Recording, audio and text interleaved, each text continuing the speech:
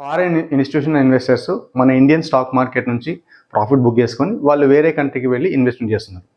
ఒకవేళ మళ్ళీ ఈ ఎఫ్ఐఐస్ మళ్ళీ మన ఇండియాలో తిరిగి ఇన్వెస్ట్మెంట్ చేయాలంటే వాళ్ళకి ఎటువంటి కండిషన్స్ సూటబుల్ కావాలి?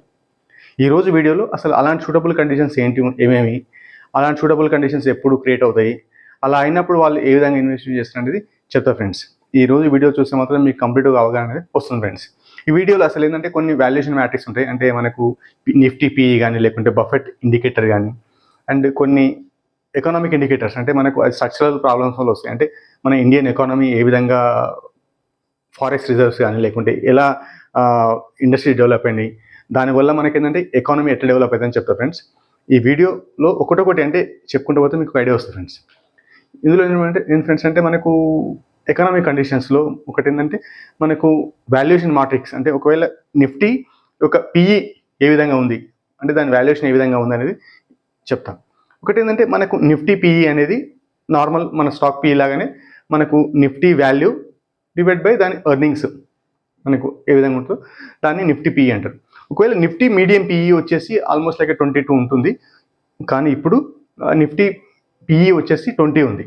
ఒకవేళ మనకు నిఫ్టీ పిఈ అనేది మనకు యావరేజ్గా ఒకవేళ అండర్ వాల్యూడ్ అయితే మాత్రం చాలామంది పెద్ద పెద్ద ఇన్వెస్టర్స్ అంటే ఎఫ్ఐఐస్ లేకుంటే హెచ్ఎన్ఐస్ చాలా వరకు మన ఇండియన్ స్టాక్ మార్కెట్లో ఇన్వెస్ట్మెంట్ చేసే అవకాశం అనేది ఉంటుంది. అలా కావడం వల్ల ఏంటంటే చాలా వరకు స్టాక్స్ చీప్గా దొరికి వాళ్ళు చాలా వరకు ఇన్వెస్ట్మెంట్ చేస్తారు. ఎందుకంటే స్టాక్ మార్కెట్లో ఇన్వెస్ట్మెంట్ చేసేది చాలా వరకు ఏంటంటే వాళ్ళు తక్కువలో కొని మనకు ప్రైస్ ఎక్కువ తర్వాత అమ్ముకుంటారు. కాబట్టి అలాంటి కండిషన్స్ వచ్చినప్పుడు డెఫినెట్గా ఎఫ్ఐఐస్ మళ్ళీ మన ఇండియన్ ఈక్విటీ మార్కెట్లో ఇన్వెస్ట్మెంట్ చేయడానికి అవకాశం అనేది ఉంటుంది ఫ్రెండ్స్. అండ్ నెక్స్ట్ ఏం ఫ్రెండ్స్ అంటే బఫెట్ ఇండికేటర్. బఫెట్ ఇండికేటర్ అంటే ఇది ఒక రకమైన మనకు యూఎస్ఏలో ఇది ఫేమస్ ఇండికేటర్. మనకు ఈ బఫెట్ ఇండికేటర్ అంటే ఏంటంటే మనకు total market capitalization and divide by మనకు ఆ కంట్రీ జీడిపి.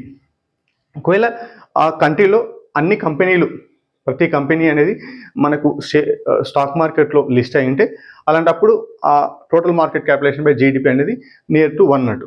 1 అంటే జీడిపి ఎంత ఉందో మార్కెట్ క్యాపిటలైజేషన్ అంతే ఉందంటే ఆల్మోస్ట్ లైక్ ఈక్వల్గా రిఫ్లెక్ట్ అయినట్టు. కానీ మన ఇండియాలో చాలా వరకు కొన్ని కంపెనీలు ఎక్కువ లిస్ట్ కాలేదు. అలాంటప్పుడు మనకి ఏంటంటే మనకు బఫెట్ ఇండికేటర్ వచ్చేసి మన ఇండియాకు వచ్చేసి 0.8 నుంచి 1 మధ్యలో ఉంటుంది. ఓకే, బఫెట్ ఇండికేటర్ అంటే total market cap divide by GDP. మనకు మన ఇండియన్ జీడిపి వచ్చేసి $4.15 ట్రిలియన్. అదే మనకు టోటల్ మార్కెట్ క్యాపిటలైజేషన్ అంటే మనకు ఎన్ఎస్సిలో లిస్ట్ అనే కంపెనీ అన్ని యొక్క మార్కెట్ క్యాపిటల్ వచ్చేసి 4.85.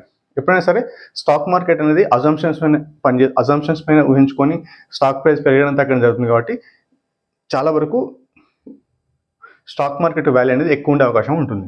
కాబట్టి ఇక్కడ మనకి ఏంటంటే $4.85 ట్రిలియన్ మన టోటల్ మార్కెట్ క్యాపిటలైజేషన్. కాబట్టి ఇది ఏంటంటే 1.16 వస్తుంది. ఎప్పుడైనా సరే మోర్ దెన్ 1 ఉంటే అది మన ఇండియాకి మాత్రం అది ఓవర్ వాల్యూడ్ కండిషన్స్, అంటే మనకు అది ఎక్స్పెన్సివ్లో ఉంది. కాబట్టి ఎక్స్పెన్సివ్లో ఉన్నప్పుడు ఏంటంటే ఎప్పుడైతే ఎక్స్పెన్సివ్లో ఉన్నదో అలాంటప్పుడు ఎఫ్ఐఐస్ చాలా వరకు ప్రాఫిట్ బుక్ చేసుకున్నారు. కాబట్టి ఇది ఒక హిస్టరీ అన్నట్టు. ఈ హిస్టరీ ప్రకారం ఏంటంటే మనకు ఎప్పుడైనా సరే మళ్ళీ మార్కెట్ పడిపోయి మళ్ళీ తక్కువ వాల్యూ వచ్చినప్పుడు 0.8 నుంచి 1 మధ్యలో ఉందంటో అప్పుడు చాలామంది ఎఫ్ఐఐస్ ఇన్వెస్ట్మెంట్ చేసే అవకాశం అనేది ఉంటుంది ఫ్రెండ్స్. నెక్స్ట్ ఏంటంటే మనకు స్ట్రక్చరల్ ప్రాబ్లమ్స్ అంటే మనకు ఇండియన్ ఎకానమీ అనేది మనకు ఎక్కువ ఇంపోర్టింగ్ కంట్రీ, అంటే మనకు డొమెస్టిక్ పర్పస్లో యూజ్ చేసుకోవాలంటే మనకు చాలా వరకు వేరే కంట్రీ నుంచి మనకు ఐటమ్స్ కానీ లేకుంటే సర్వీసెస్ కానీ మనం ఇంపోర్ట్ చేసుకోవాలి. ఏ విధంగా సపోజ్ మనము ఇంపోర్ట్ చేసుకుంటే మనం క్రూడ్ కానీ లేకుంటే మనకు సెమీ కండక్టర్ తయారు చేసే చిప్స్ కానీ అలాంటి మనం వేరే కంట్రీ నుంచి మనం ఇంపోర్ట్ చేసుకుంటాం. అలా ఇంపోర్ట్ చేసుకోవడం వల్ల మన దగ్గర ఉన్న ఫారెక్స్ రిజర్వ్స్ అనేది వాళ్ళకు మనం ఎక్కువ పేమెంట్ చేయాలి.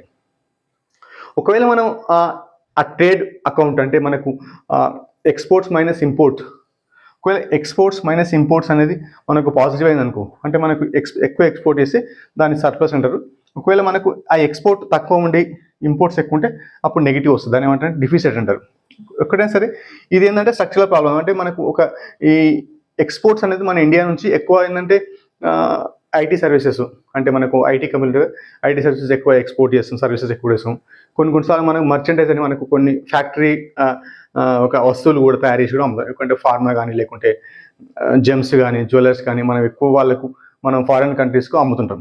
అలాంటప్పుడు మనకు ఎక్స్పోర్ట్ అయ్యే అవకాశం ఉంటుంది. కాబట్టి దానివల్ల మనకి ఎక్కువ ఫారెక్స్ రిజర్వ్స్ అంటే ఫారిన్ కరెన్సీ మన ఇండియాలో ఉంటుంది.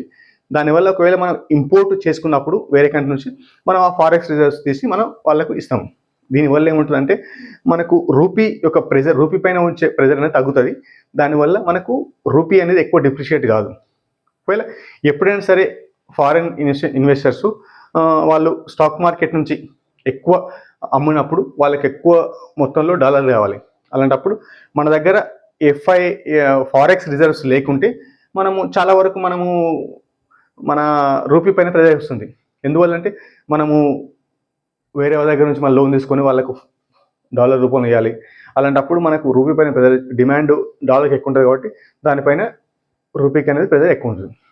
అందువల్ల కూడా రూపీ వాల్యూ డిప్రిషియేట్ అవుతుంది.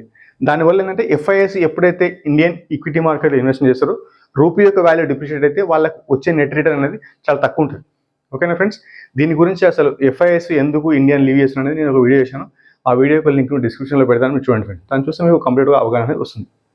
అండ్ నెక్స్ట్ ఫ్రెండ్స్ అంటే ఇది మనకు ఎక్స్పోర్ట్స్ మైనస్ ఇంపోర్ట్స్ అనేది ఇది ఒక స్ట్రక్చరల్ ఇష్యూ. అంటే మన ఇండియన్ ఎకానమీలో ఇది ఒక మనకు పాలసీ డిసిషన్స్ కాబట్టి మనం దీనిపైన మనం ఎటువంటి కమెంట్ చేయడానికి రాదు. ఎందుకంటే పాలసీ డిసిషన్స్ ఒకవేళ లాంగ్ టర్మ్ అసెట్స్ క్రియేషన్ లేకుంటే క్యాపిటల్ ఇన్ఫ్రాస్ట్రక్చర్ క్రియేట్ చేసినప్పుడు మనకు చాలా వరకు ఏంటంటే మనకు తర్వాత మనకు ఎక్కువ దాని ఫలాలు అందుతాయి. దానివల్ల మనకు ఎక్స్పోర్ట్స్ అనేది ఎక్కువ అవుతాయి. అలా ఎక్స్పోర్ట్స్ ఎక్కువైనప్పుడు మనకు ఎక్కువ ఫారెక్స్ రిజర్వ్స్ అనేది మన ఇండియన్ అకౌంట్లు ఉంటాయి కాబట్టి దానివల్ల మనకు రూపీ పైన ప్రెజర్ అనేది తగ్గుతుంది. అండ్ నెక్స్ట్ ఏంటంటే ఫిజికల్ అకౌంట్ అంటే సపోజ్ మనము ఇండియాలో చాలా వరకు అందరూ ట్యాక్స్ రూపంలో మనకు పర్సనల్ ట్యాక్స్ కానీ లేకుంటే జిఎస్టీ కానీ మనం ట్యాక్స్ అనేది పేమెంట్ చేస్తున్నాం. అలా ట్యాక్స్ పేమెంట్ చేసినప్పుడు మన కంట్రీ యొక్క ఎంత ట్యాక్స్ కలెక్ట్ చేస్తుందో ఆ కంట్రీలో ఫెసిలిటీస్ని క్రియేట్ చేసుకోవడానికి అండ్ ఇన్ఫ్రాస్ట్రక్చర్ బిల్డ్ చేసుకోవడానికి ఎంత ఖర్చు పెడుతుంది. ఒకవేళ ఆ రిసిప్ట్ మైనస్ ఎక్స్పెండిచరు ప్లస్ అయిందనుకో అప్పుడు ఏమంటారంటే అది సర్ప్లస్ బడ్జెట్ అంటారు. ఒకవేళ అది నెగిటివ్ అయిందనుకో అది డిఫిసిట్ అంటే మనకు లోటు బడ్జెట్. ఎప్పుడైనా సరే లోటు బడ్జెట్ ఉన్నప్పుడు దానికోసం మనము ఇంటర్నేషనల్ బ్యాంక్స్ నుంచి కానీ లేకుంటే ఇన్స్టిట్యూషన్స్ నుంచి కానీ అంటే మనం అప్పులు తీసుకోవాలి గవర్నమెంట్. అలా అప్పులు తీసుకోవడం వల్ల కూడా మనకు ఎక్కువ బ్యాలెన్స్ ఆఫ్ పేమెంట్స్ అంటే మనం ఎక్కువ వేరే కంట్రీస్కి వేరే కంట్రీ యొక్క బ్యాంకులకు మనం ఎక్కువ ఇంట్రెస్ట్ కాంపౌండ్ పేమెంట్ చేయాలి. దానివల్ల కూడా మన ఇండియన్ ఎకానమీ వీక్ అయ్యి and at the same time rupee పైన ప్రెజర్ వచ్చి దానివల్ల కూడా మనకు రూపీ వాల్యూ డిప్రిషియేట్ అవుతుంది. ఇలాంటి కండిషన్స్ రావడం వల్ల కూడా చాలామంది ఎఫ్ఐఎస్ అంటే ఫారెన్ ఇన్వెస్టర్స్ మనకు ఇప్పుడు యుఎస్ఏ ఇరాన్ వార్ నడుస్తుంది. ఇలా నడవడం వల్ల కూడా మనకు క్రూడ్ ఆయిల్ ప్రైస్ అనేది పెరుగుతుంది. అలా క్రూడ్ ఆయిల్ ప్రైస్ పెరగడం వల్ల మనకి ఎక్కువ ఇంపోర్ట్ బిల్లు అంటే మనం క్రూడ్ ఆయిల్ ప్రైస్ ఎక్కువ పేమెంట్ చేయాలి. అలా పేమెంట్ చేయడం వల్ల మన ఇండియన్ ఇంటర్నల్ ఇన్ఫ్రాస్ట్రక్చర్ బిల్డ్ చేయడానికి మనకు అమౌంట్ అనేది తక్కువ అవైలబుల్ ఉంటుంది. అలా తక్కువ అవైలబుల్ ఉండడం వల్ల జియోపొలిటికల్ టెన్షన్స్ ఉండడం వల్ల కూడా చాలా వరకు మనకు ఎక్కువ ఇంటర్నల్గా డెవలప్ అయ్యే ఛాన్స్ చాలా తక్కువ ఉంటుంది.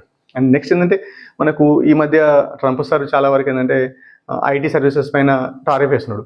అలా టారిఫ్ వేయడం వల్ల కూడా మనకు చాలా వరకు మన ఇండియన్ ఐటీ కంపెనీస్కు వచ్చే క్యాష్ ఫ్లో తగ్గుతుంది. అలా క్యాష్ ఫ్లో తగ్గడం వల్ల కూడా చాలామంది ఎంప్లాయీస్ తీసేయడం అంటే ఫైరింగ్ జరుగుతుంటుంది. అలా కావడం వల్ల కూడా మనకు ఫారెన్ నుంచి వచ్చే డబ్బులు అనేది చాలా తక్కువ అనేది ఉంటాయి ఫ్రెండ్స్. అండ్ మోర్ ఓవర్ ఏంటంటే మన ఇండియన్ మ్యానుఫ్యాక్చరింగ్ కంపెనీస్ కానీ లేకుంటే ఫార్మా కంపెనీస్ కానీ వేరే కంట్రీ అంటే ఇప్పుడు చైనా కానీ లేకుంటే తైవాన్ కానీ లేకుంటే వేరే కంట్రీలో మన ఏషియన్ కంట్రీస్లో ఉన్న ప్రొడక్ట్స్తో పోల్చుకుంటే ఒకవేళ మన వస్తువులు మనం తయారు చేసే వస్తువులకు రేట్ ఎక్కువ ఉంటే కూడా అలాంటప్పుడు మన కంపెనీకి వచ్చే మార్జిన్ తగ్గుతుంది. దానివల్ల కూడా మనకు ఫారెక్స్ రిజర్వ్స్ అంటే మన ఇండియాకి వచ్చే ఫారెన్ డబ్బులు కూడా చాలా తక్కువ ఉండే అవకాశం అనేది ఉంటుంది ఫ్రెండ్స్. దీనివల్ల కూడా మన ఇండియన్ ఎకానమీ అన్స్టేబుల్ అయింది. కాబట్టి ఒకవేళ ఈ అన్స్టేబుల్ కండిషన్స్ అన్నీ కండిషన్స్ అన్ని మళ్ళీ సరి అయ్యి స్టేబుల్గా అయ్యి అంటే రూపీ యొక్క డిప్రిషియేట్ కాకుండా ఆ కరెన్సీ స్టేబుల్గా ఉంటే దాని తర్వాత మనకు ఎకానమీ అనేది గ్రో స్టార్ట్ అవుతుంది. ఆ ఎకానమీ గ్రో అయినప్పుడు తప్పనిసరిగా ఫారిన్ ఇన్వెస్టర్స్ తప్పనిసరిగా మన ఇండియాకి వచ్చి ఇన్వెస్ట్మెంట్ చేస్తుంటారు. అండ్ నెక్స్ట్ ఫ్రెండ్స్ అంటే మనకు ఇన్నోవేషన్స్ అండ్ ఎకానమిక్ కండిషన్స్లో ఎట్లుంటాయంటే మనకు రూపీ పైన డిప్రిషియేషన్ అలాంటివి తగ్గిస్తే ఆటోమేటిక్గా మన ఇండియన్ ఎకానమీ డెవలప్ అయ్యే ఛాన్స్ అనేది ఉంటుంది. అండ్ నెక్స్ట్ అంటే ఇన్నోవేషన్ అంటే ఇండియా అనేది ఎమర్జింగ్ కంట్రీ. ఈ ఎమర్జింగ్ కంట్రీలో ఒకవేళ ఎమర్జింగ్ కంట్రీలో ఒకవేళ మనకి ఇన్నోవేషన్స్ ఇట్లా ఉంటే ఫారెన్ ఇన్వెస్టర్స్ ఎఫ్డిఐ అంటే ఫారెన్ డైరెక్ట్ ఇన్వెస్ట్మెంట్ ద్వారా మనకు స్టార్టప్ కంపెనీలో ఇన్వెస్ట్మెంట్ చేస్తారు. అలా స్టార్టప్ కంపెనీలో ఇన్వెస్ట్మెంట్ చేసినప్పుడు చాలా వరకు వాళ్ళు ఇన్వెస్ట్మెంట్ చేసినప్పుడు లాంగ్ టర్మ్ ఇన్వెస్ట్మెంట్ చేస్తారంటే ఒకసారి వాళ్ళు ఇన్వెస్ట్మెంట్ చేసి అట్లీస్ట్ ఒక 10 to 15 years అనేది ఇన్వెస్ట్మెంట్ చేస్తున్నారు. కాబట్టి స్టార్టప్ కల్చర్ కూడా మన ఇండియాలో డెవలప్ అయితే దాని ద్వారా కూడా మనకు ఎఫ్ఐఎస్, ఎఫ్డిఐస్ చాలా వరకు ఇన్వెస్ట్మెంట్ చేసే అవకాశం అనేది ఉంటుంది ఫ్రెండ్స్. ఎవరైనా మీ వీడియో వచ్చినట్టయితే లైక్ చేయండి ఫ్రెండ్స్. అండ్ ఈ వీడియో మీకు ఎలా అనిపించిందో కామెంట్ చేయండి. నెక్స్ట్ మన వీడియోకి వెళ్దాం ఫ్రెండ్స్. నెక్స్ట్ ఏంటంటే మనకు ఎఫ్ఐఎస్ ఇండియాలో ఇన్వెస్ట్మెంట్ చేయడానికి ఏంటంటే ఇంకొక రీజన్ ఉంది. ఏంటంటే ఇది ఇన్నోవేషన్స్ ఇన్ ఏఐ కానీ లేకుంటే ఇన్నోవేషన్స్ రోబోటిక్స్ స్టార్టప్ కూడా వస్తాయి. అండ్ రీసైక్లింగ్ అంటే ఒకవేళ ప్లాస్టిక్ రీసైక్లింగ్ అంటే గ్రీన్ ఇనిషియేటివ్స్ తీసుకుంటే ఇట్లా ఒకవేళ అలాంటి స్టార్టప్ కంపెనీలు ఒకవేళ ఇండియా స్టార్ట్ చేశారనుకో, అలాంటి స్టార్టప్ కంపెనీలో చాలామంది ఎఫ్డిఐ రూట్ ద్వారా ఫారిన్ ఇన్వెస్టర్స్ ఇందులో ఇన్వెస్ట్మెంట్ చేసే అవకాశం అని ఉంటుంది. దానివల్ల వాళ్ళు చాలా వరకు ఏంటంటే ఇవి స్టార్టప్ కంపెనీలో వాళ్ళు ఇన్వెస్ట్మెంట్ చేసినప్పుడు వాళ్ళు అట్లీస్ట్ ఒక 10 to 15 years అనేది వాళ్ళు ఇన్వెస్ట్మెంట్ చేస్తారు. ఇన్వెస్ట్మెంట్ చేసి ఆ తర్వాత ఒకవేళ ఆ కంపెనీ యొక్క ఐపీఓకి వస్తే ఆ ఐపీఓ ద్వారా వాళ్ళు ఎగ్జిట్ అయ్యే అవకాశం అనేది ఉంటుంది. ఇలా ఇండియాలో ఒక రకంగా వాళ్ళు ఇన్వెస్ట్మెంట్ చేయాలంటే ఈ విధంగా కూడా మన స్టార్టప్ కంపెనీలో వాళ్ళు ఇన్వెస్ట్మెంట్ చేసి కూడా మనకు ఎఫ్ఐఎస్ వచ్చే అవకాశం అనేది ఉంటుంది ఫ్రెండ్స్. నెక్స్ట్ ఏంటంటే ఈఎస్జీ అంటే ఒకవేళ మనకు జీరో కార్బన్ కావాలి, గ్రీన్ ఇనిషియేటివ్ చాలా వరకు అన్ని కంట్రీస్ చెప్తున్నాయి. అంటే క్లైమేట్ చేంజ్ వస్తుంది, దానివల్ల మనకు ప్రాబ్లం అయితే ఫ్యూచర్లో అని అంటున్నాయి. కాబట్టి ఒకవేళ అలాంటి మనకు స్టార్టప్ కంపెనీలు ఇండియాలో ఏమైనా స్టార్ట్ అయితే అలాంటి కంపెనీలో కూడా యాజ్ పర్ కంపెనీ పాలసీస్ ప్రకారం వాళ్ళు ఎఫ్డిఐ రూట్ ద్వారా వాళ్ళు ఈ కంపెనీలో ఇన్వెస్ట్మెంట్ చేస్తారు. కాబట్టి ఇలా ఇన్వెస్ట్మెంట్ చేయడం ద్వారా కూడా మన ఇండియన్ ఈక్విటీ మార్కెట్లో వాళ్ళు ఇండైరెక్ట్గా వాళ్ళు ఇన్వెస్ట్మెంట్ చేస్తారు. కాబట్టి ఇది కూడా ఒక రకమైన కారణం. అండ్ దీనివల్ల ఏంటంటే మనకు ఇండియాలో ఒకవేళ వాళ్ళు స్టార్టప్ కంపెనీ ఇన్వెస్ట్మెంట్ చేస్తే ఒకవేళ ఆ కార్పొరేట్ గవర్నెన్స్ ఏమైనా ప్రాబ్లం ఉందా అలాంటప్పుడు ఒకవేళ క్లీన్ స్టార్టప్ నుంచి ఒక మంచి పెద్ద కంపెనీ కూడా అయ్యే అవకాశం అనేది ఉంటుంది ఫ్రెండ్స్. కాబట్టి ఎఫ్ఐఎస్ ఒకవేళ ఆ కంపెనీలో ఇన్వెస్ట్మెంట్ చేస్తే మాత్రం వాళ్ళు తప్పనిసరిగా వాళ్ళు క్వశ్చనింగ్ అథారిటీ ఉంటుంది. కాబట్టి డెఫినెట్గా ఆ స్టార్టప్ కంపెనీ పెద్దగా కంపెనీగా ఇవాల్వ్ అయ్యే అవకాశం ఉంటుంది ఫ్రెండ్స్. నెక్స్ట్ నా సమరీ ఏంటి ఫ్రెండ్స్ అంటే మనకు ఎఫ్ఐఎస్ ఇండియా తిరిగి రావడానికి కారణాలు ఏంటంటే ఫస్ట్ వాళ్ళు వాల్యుయేషన్ మ్యాట్రిక్స్ చూసినప్పుడు అందులో నిఫ్టీ పిఈ అనేది less than 18 ఉండాలి. అప్పుడే వానికి అది లో వాల్యుయేషన్ ఉంటుంది మార్కెట్. అలాంటప్పుడు కంపెనీలు చాలా చీప్లో ట్రేడ్ అవుతాయి కాబట్టి వాళ్ళు ఇన్వెస్ట్మెంట్ చేస్తారు. అండ్ బఫెట్ ఇండికేటర్ ఒకవేళ మన ఇండియాకు అయితే మాత్రం అది 0.8 నుంచి అంటే 80% నుంచి 100% మధ్యలో ఉండాలి. అలా ఉంటే ఏంటంటే అప్పుడు కూడా కంపెనీలు చాలా చీప్ వాల్యుయేషన్లో ఉంటాయి.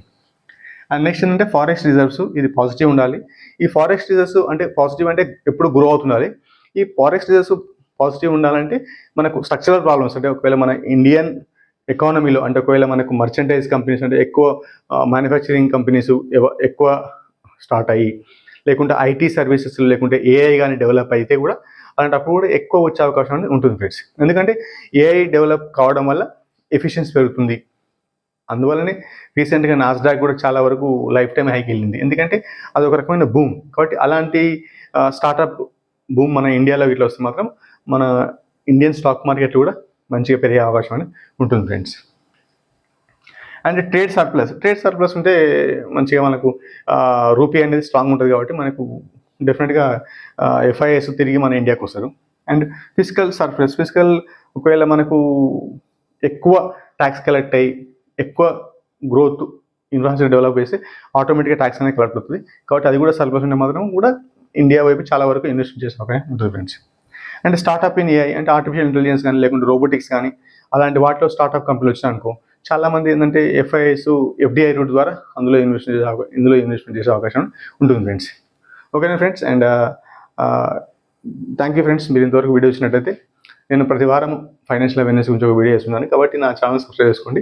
దానివల్ల మీరు ఫైనాన్షియల్గా చాలా అవేర్ అయ్యి స్మార్ట్ ఇన్వెస్ట్మెంట్ చేయడం మీరు లాంగ్ టర్మ్లో వెళ్తేనే క్రియేట్ చేసుకోవచ్చు. ఓకేనా friends. And thank you very much.